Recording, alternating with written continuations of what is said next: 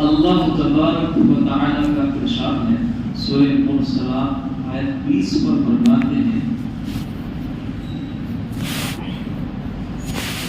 اِنَّا خَلَقْنَاكُم مِّن مَّاءٍ مَّهِينٍ، اے انسانوں اللہ نے تم کو ایک پانی سے پیدا کیا۔ پانی کیا ہے؟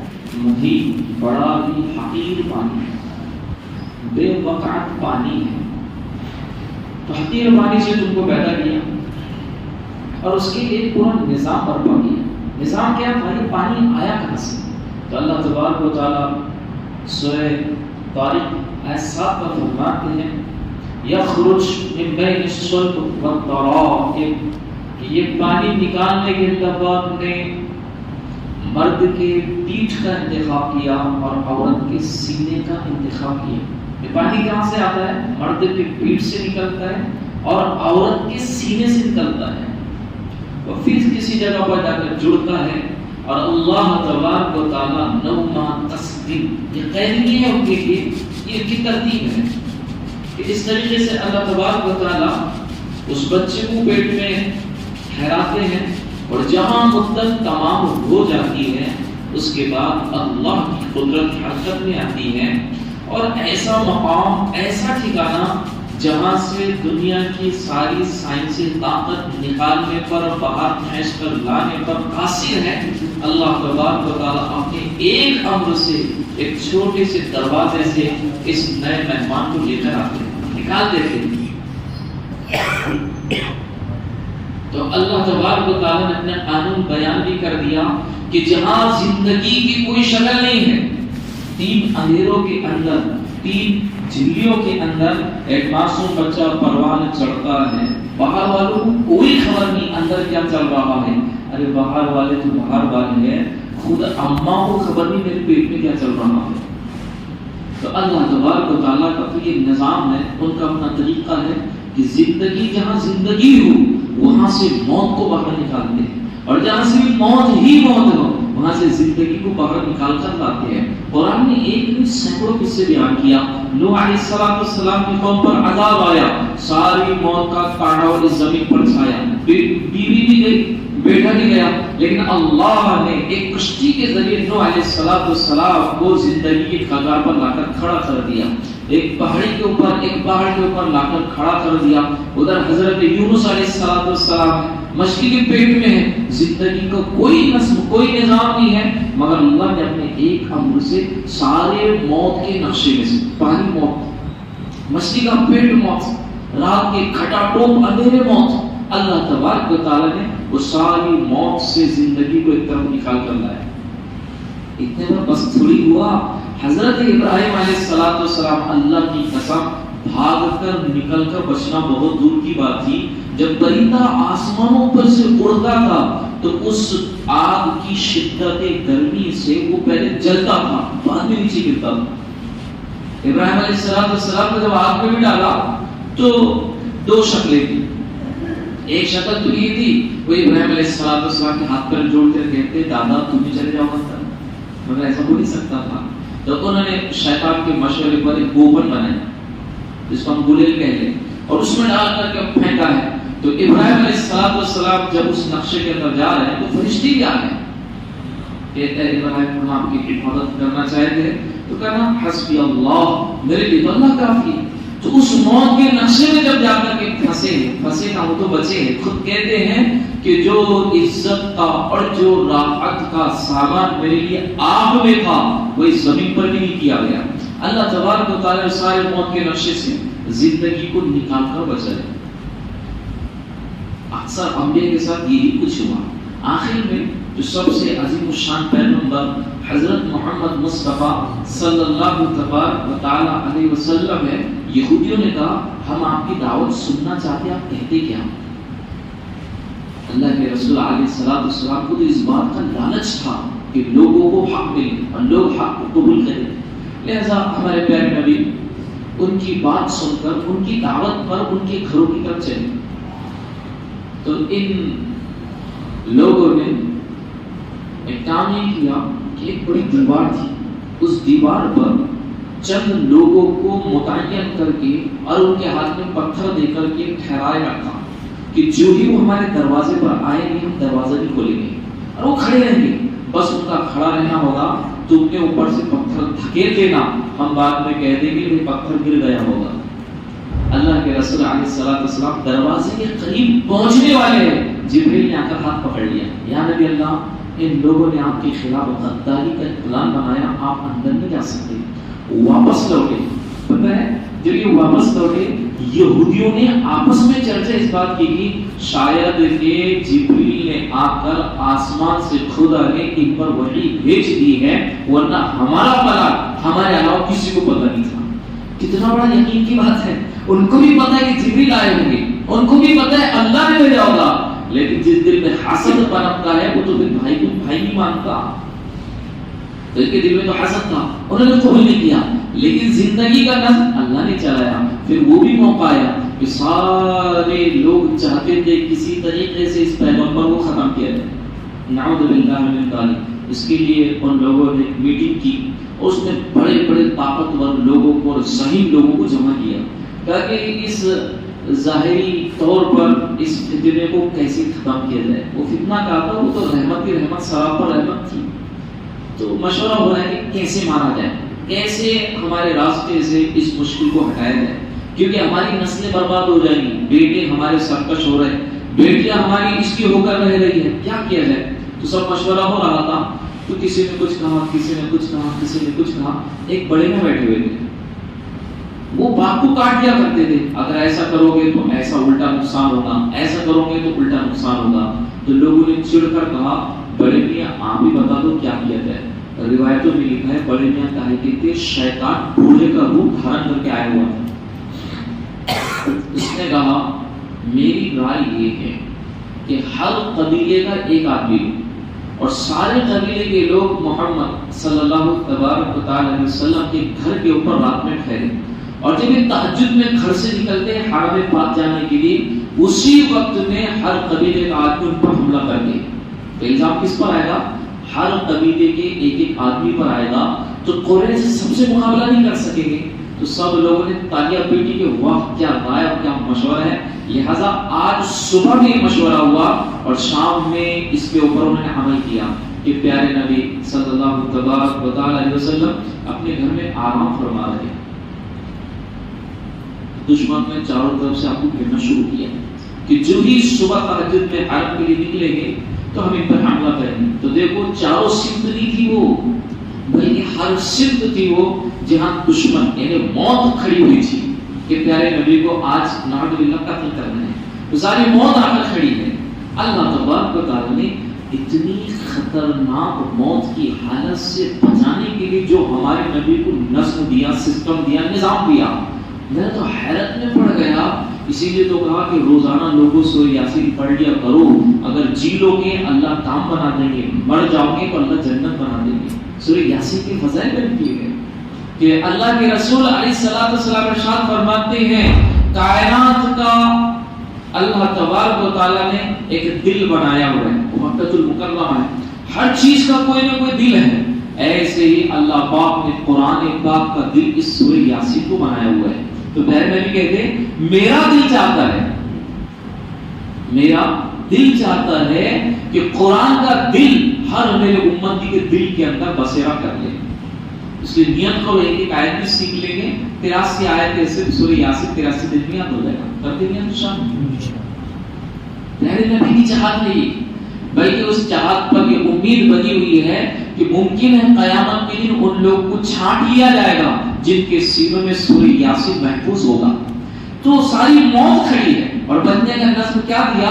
اللہ تبارک و تعالیٰ نے اپنے پیارے حبیب کو سورہ یاسین آیت 9 پڑھ کر کے 9 سنوا کر کے کہا پیارے نبی جی یہ سورہ یاسین پڑھیے اور مٹی اٹھائیے، اور مٹی اٹھا کر کے لوگوں کی طرف پھینکی، بس اتنا کرنا ہے۔ یہیں سے اہل علم حضرات نے ایک ترتیب یہ بیان کی دنیا کی، کہتے ہیں نا دوا بھی ہونا اور دعا بھی ہونا۔ تو دیکھو نبی کو دعا بھی ملی اور ساتھ میں مٹی دوا بھی ملی کہ دعا دوا دونوں کا جوڑ ہے۔ نہیں اب تو اللہ ہی کرنے والے ہیں، خالی تو ذہن اللہ ہی کرتے تھے، ابھی کوئی ترتیب ہے؟ شیطان آ کر پوچھنے لگا عیسیٰ علیہ السلام کیا اس کائنات میں وہ ہوتا جو اللہ کرتے؟ تو بالکل میں تو داعی ہوں اس بات کا، اس کائنات میں وہی ہوتا ہے جو اللہ چاہتے ہیں۔ تو کہا اے عیسیٰ اس پہاڑ پر چڑھیے، چھلانگ لگائیے، اللہ چاہے گا تو ٹانگیں ٹوٹے گی، اللہ نہ چاہے تو نہیں ٹوٹے گی۔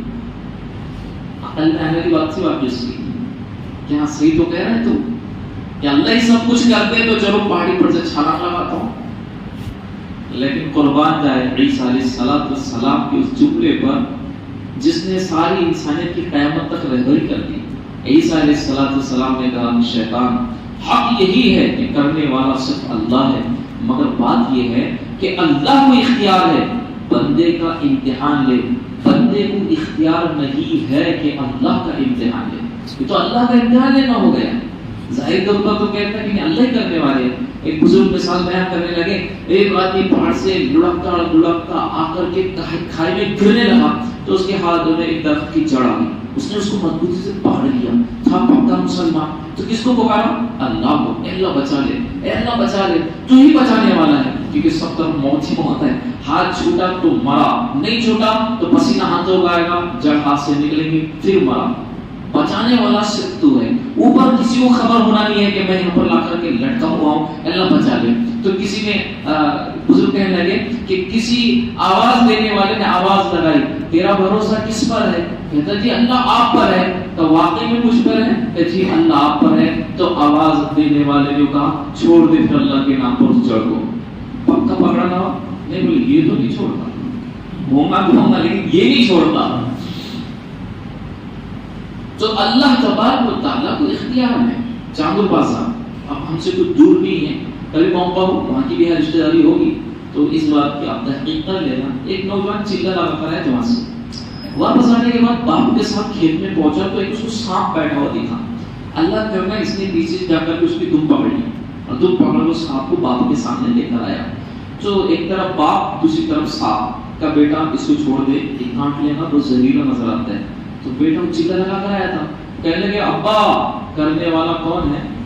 اللہ ہے، سانپ کچھ نہیں کرتا۔ بولے بیٹا میں نے مان لیا سانپ کچھ نہیں کرتا، چھوڑ دے۔ اس نے چھوڑ دیا۔ اللہ کو کرنا، وہ میٹر گھر ہوتے کھیتوں کے اندر، وہ میٹر گھر کے پاس گیا، اس میں تو بہت ہائی فائی وہ جو لائٹ ہوتی ہے وہ آتی ہے، تو اس نے جا کر کے اس میں ننگے وائر تار ہوتے ہیں، اس نے جا کر کے تار کو پکڑ لیا۔ پیارے اللہ کا نظم، اس کا تار کو پکڑنا اور لائٹ کا جانا ایک ہو گئی۔ تو پکڑا تو کچھ نہیں ہوا، باپ رونے لگے یہ کیا ہے؟ تو ابا کرنے والا اللہ ہے۔ تو باپ نے پھر کہا کہ میں مان لیا کرنے والا صرف اللہ ہے، اس کو چھوڑ دے۔ کھیت میں تھوڑی فصل پڑ گئی تو فوارے کے لیے زہر لایا گیا۔ اب ادھر زہر وہ لیٹروں پانی ہوتا ہے اور چڑھ کر ڈالا جاتا ہے، اس نے پوری بوتل اٹھایا منہ کو لگایا اور باپ بھی ڈرا، کہنے لگا بیٹا یہ کیا کرتا ہے؟ کہا ابا کرنے والا صرف اللہ ہے۔ تو کہا میں نے مان لیا، پی کر مت بتا۔ کہنے کہ آپ پی کر بتاؤں گا۔ وہ ساری کی ساری بوتل پی گیا، پھر وہاں سے اس کو اٹھا کر کے اربن لایا گیا۔ تو ڈاکٹر نے کہا کہ 1 گھنٹہ پہلے اس کا انتقال ہو چکا ہے۔ تو اللہ تبارک و تعالیٰ کو صرف اختیار ہے کہ بندے کا امتحان ہے، بندے کو اختیار نہیں۔ میں چھلانگ لگا کر دیتا اس پور کے اندر میں ڈوبتا کہ نہیں ڈوبتا، یہ ترتیب ہی نہیں۔ تو اللہ کے رسول علیہ الصلوۃ والسلام اللہ تبارک و تعالیٰ دعا بھی سکھا رہے ہیں اور دوا بھی بتا رہے ہیں۔ تو آپ جب گھر سے نکلے تو پیارے نبی کو اللہ نے فرمایا بس آپ کہہ دیجئے وَجَعَلْنَا مِن بَيْنِ أَيْدِيهِمْ سَدًّا وَمِنْ خَلْفِهِمْ سَدًّا فَأَغْشَيْنَاهُمْ فَهُمْ لَا يُبْصِرُونَ۔ اے پیارے نبی آپ مٹی اڑائیے اور ماری ان کے منہ پر۔ تو اللہ کے رسول نے مٹی تھوڑی سی کی، ایسی مٹی کو پھینک کر مارا ہے، اس کا ایک بڑا دھواں بن گیا مٹی کا، اور اللہ کے رسول دشمنوں کے بیچ میں سے، دشمن کیا موت کے بیچ میں سے نکل گئے۔ اور جب صبح کا چاندنا ہونے لگا تو لوگ سوچنے لگے ابھی تک باہر کیوں نہیں آئے؟ تو یہ دشمن اندر گئے تو کیا دیکھتے ہیں بستر پر حضرت علی رضی اللہ تعالی عنہ لیٹے ہوئے تھے، حالانکہ ان کا پلان کیا تھا؟ مارنے کا تھا، تو لیٹے ہوئے تھے۔ تو لوگ جا کر کے کہنے لگے کہ تو یہاں کیسے؟ محمد کا ہے صلی اللہ تبارک و تعالی علیہ وسلم۔ وہ کہنے لگے دشمنوں اللہ نے ان کی حفاظت کر لی، وہ تو نکل بھی گئے، وہ تو یہاں سے چلے بھی گئے۔ تو اللہ تبارک و تعالی کا نظام ہے کہ وہ موت کے نقشوں سے زندگی کو نکال کر بتلاتا ہے۔ میں یہ بات صرف اس لیے کہہ رہا تھا، اس وقت میری میں تو نہیں تھا محرم کی اس 1 تاریخ سے لے کر 10 تاریخ تک۔ محرم تو سب نے سنا، میں نے بھی سنا، کان لگا کر کے مساجد کے ممبروں سے اور اس کے مائک سے آوازیں آ رہی تھی۔ تو محرم تو سب نے بیان کر دی، محرم کے بعد میں کیا ہوا تھا؟ وہی 10 محرم. کربلا کے بعد میں کیا ہوا تھا؟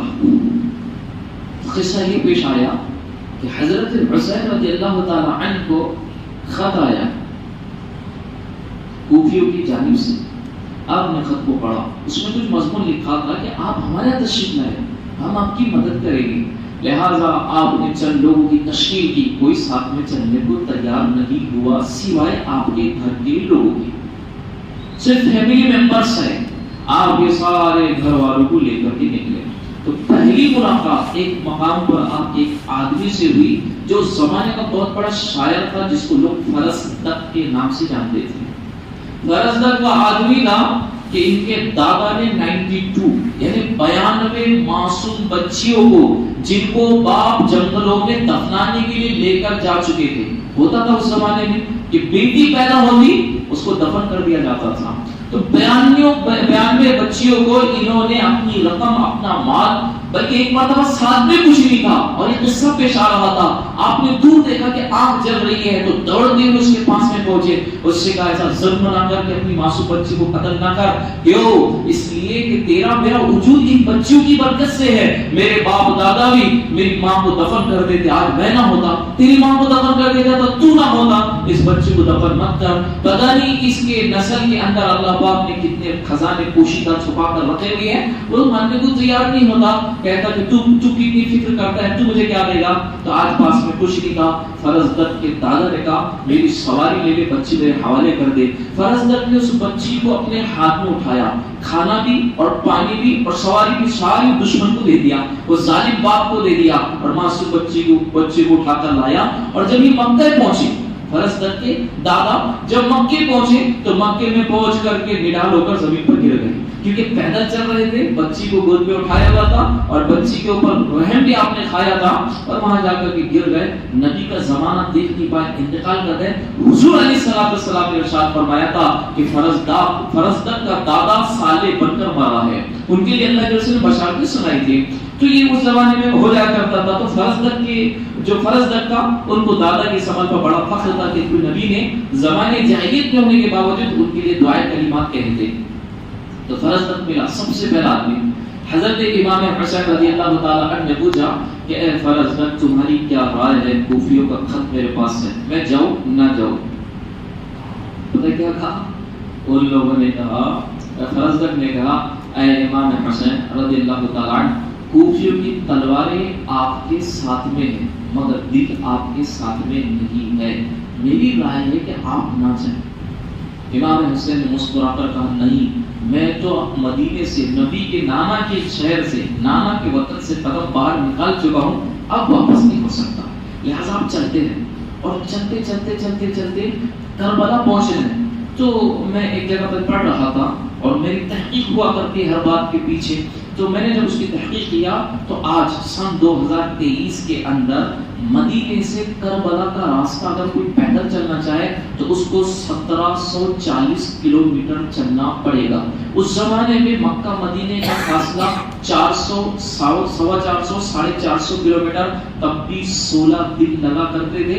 8 راتیں اور 8 دن ایک جیسا چلو تو ٹھہر کر چلو تو پورے 16 دن لگ رہے. تو 400 کلومیٹر کے لیے 16 دن لگے. اس اللہ کے ولی کو یہ 1740 کلومیٹر کا سفر تھا. تو میرا حساب یہ بنتا ہے کہ کم از کم 40 دن تو لگے ہی ہوگے. اور جو آپ رک کر جا رہے تھے تو ممکن ہے اور زیادہ بھی ایام اس پر گزرے ہوگے. تو 40 دن یہ چلتے رہے, صرف چلتے رہے, مشورے ہوتے رہے. اور کربلا کے میدان میں جب پہنچے تو مشکل یہ ہوگی, دشمن نے آ کر پڑاؤ پہلے ڈالا تو یہ ایسی جگہ پر ان کا پڑاؤ پڑا کہ یہاں پانی کا خطرہ بھی نہیں تھا. لہٰذا پانی کے لیے پریشان ہوئے. ان سے کہا کہ لڑائی اپنی جگہ, پانی تو پلاؤ. اور ان کا پانی نہیں پلاتے تو ہمارے دشمن ہو. تو امام حسین رضی اللہ تعالی عنہ نے کہا جتنے مرد ہیں سب کے سب مل کر کے ایک گڑھا کھودو, کنواں کھودو تاکہ اس سے کچھ پانی نکلے. 3 دن تک کر, 8 کی رات, 7 کی رات, 9 کی رات, 8 کی رات اور 9 کی رات, 3 راتیں تک اور 3 دن تک کنواں کھدائی ہوتا رہا. کھانے کو کچھ نہیں تھا. کنویں کی کھدائی ہوتی رہی. اتنی سخت پتھریلی زمین کے اندر وہ کھدائی ہو رہی تھی. جب کھدائی ہو رہی تھی اللہ گواہ ہے سب کے سب کنویں کے آخری حصے پر جہاں ان کو یقین تھا کہ یہاں پر جا کر ہم کو پانی مل سکتا ہے، جب کنویں کے آخری حد پر پہنچے سب کے سب نڈھال ہو کر گر گئے اور پانی تو کنویں سے نہیں نکلا لیکن سب کی آنکھوں سے پانی نکلا کہ بہر اللہ شاید ہمارے مقدر میں پانی نہیں ہے۔ اور 10 کی صبح ہوئی اور پھر وہ جنگ کا ماحول گرم ہوا اور اس کے اندر پھر ایک ایک کر کے سب شہید ہونے لگے۔ تو اندر سے امام حسین کی بیوی نے کہا کہ اے امام آپ ایسا کریں کہ پانی تو کس کو نہیں مل رہا ہے، کم از کم معصوم عبداللہ کو تو پانی پلا دے۔ تو عبداللہ کا نام سن کر امام حسین اندر دوڑ کر آئے، عبداللہ کا نام سن کر وہ اندر دوڑ کر آئے۔ وہ کون تھے؟ وہ صرف 2 سال کے معصوم سے بچے تھے، ان سے کھڑا نہیں رہا جا رہا تھا کیونکہ پانی پیاس لگی تھی۔ امام حسین کو بھی پیاس لگی ہوئی ہے، لہذا آپ اس معصوم بچے کو جو کر کے اٹھا کر کے باہر لائے اور دشمنوں کی طرف چلے۔ تو دشمن یہ سوچنے لگے کہ معصوم بچے کو ہاتھ میں اٹھایا ہوا ہے، وہ سب سمجھ گئے کہ اس بچے کو بھی پیاس نے پانی نے تڑپایا ہے، لیکن بہانہ یہ بنایا کہ شاید ہم پر بچے کے بہانے سے حملہ نہ کر دے، تو کسی بدبخت نے کمان کے اندر تیر رکھا اور ایک نشانہ سادہ، اللہ نشانے چکانے پر قادر تھے مگر اس دن وہ نشانہ لگنا یقینی تھا، وہ سیدھا تیر چلا اور چلتے چلتے چلتے چلتے امام حسین کے ہاتھ میں گود میں جو معصوم بچہ عبداللہ تھا اس کے حلق پر سیدھے لگا اور پیچھے نکل گیا اور اس کی گردن وہیں لڑک گئی۔ امام حسین بچے کو لے کر نیچے بیٹھ گئے اور اس کے گلے سے سارا خون نکل رہا تھا، تو امام حسین نے سارے خون کو اپنے ہاتھوں میں سکھا لیا اور خون کو لے کر کے آسمان کی طرف اس کو بلند کر کے کہا میرے مولا میں تو قاصر آ گیا، اس خون کا بدلہ میں لے نہیں سکتا۔ یہ حالت تھی۔ پھر اللہ تبارک و تعالیٰ کا نظام 18 مستورات بچی، سارے مرد ختم ہو گئے، کوئی نہیں بچا، سب ختم، بچا کوئی نہیں۔ حضرت امام زین العابدین رضی اللہ تعالیٰ یہ بخار میں مبتلا تھے، بہت شدت کا بخار ان کو آیا ہوا تھا کہ یہ اٹھ کر میدان میں ہی نہیں پہنچے۔ 18 مستورات تھی، 19 پر وہ 15 سال کا نوجوان بچہ تھا۔ تو جب دشمن کے سامنے یہ قافلہ پہنچا تو کہا اس کو کیوں چھوڑ دیا؟ تو انہوں نے کہا یہ بخار میں تھا اور بیمار تھا اس لیے ہم نے اس کو چھوڑ دیا، اور ٹھیک ہے میں نے بھی اس کو چھوڑ دیا۔ لہٰذا یہ قافلہ واپس مدینے پہنچا تھا، کیسے پہنچا تھا وہ تو عجیب برداد ہے۔ تو امام زین العابدین رضی اللہ تعالی عنہ اس سارے کربلا کے اندر بچ گئے، موت تھی لیکن یہ بچ گئے کیونکہ بچانے والا صرف اللہ ہے۔ اور میں نے اتنی بات صرف ایک حدیث کی وجہ سے آپ کے سامنے بیان کی۔